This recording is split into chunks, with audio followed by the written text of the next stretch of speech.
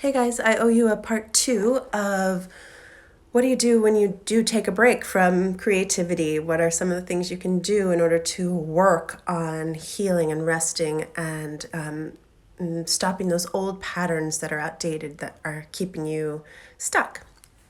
Okay, so this would be about watching how you speak to yourself and how you speak in your mind or out loud, perhaps, to the rest of the world. There'll be something mirroring there.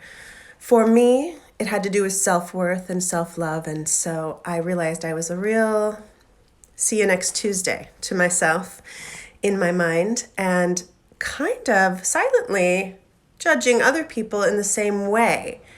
And it was pretty harsh.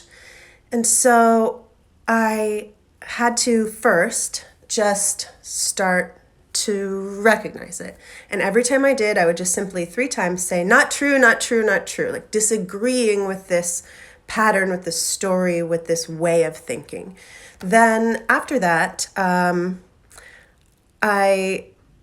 when I got comfortable saying not true, not true, not true, and like I was more able to be aware of my thoughts instead of having them on autopilot, I came up with a fun thing where if I had the urge to judge someone in that old habit, I would on the spot make up a fun like improvisational story about something positive about them. That helped me because it really just like put me in the driver's seat of how I wanted myself to be feeling and putting what I wanted to be putting out into the world.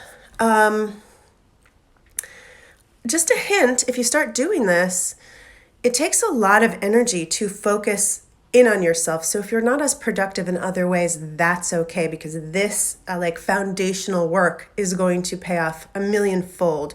So it's going to take a lot of energy to be this self-aware. And so be kind to yourself if you don't get a lot done elsewhere. Lastly, you start creating new ways of talking and thinking to yourself and to the world. So for me, I kept being shocked at how nice I needed or could possibly be to myself. Think of like you have a tiny baby kitty and you have to feed it with a little bottle and it needs you.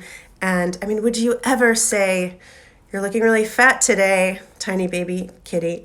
No, you'd be like, oh my God, you're so precious. Oh, you're the cutest. So, I mean, literally, that's how I started talking to myself, giving myself pats on the back for every tiny thing I did.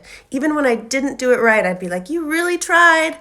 And that amount of sweetness is what is required. So this all depends on what you're working on, what the beliefs are. But for me, it was a lot about self-worth and self-love. And so that's why I can tell you that story.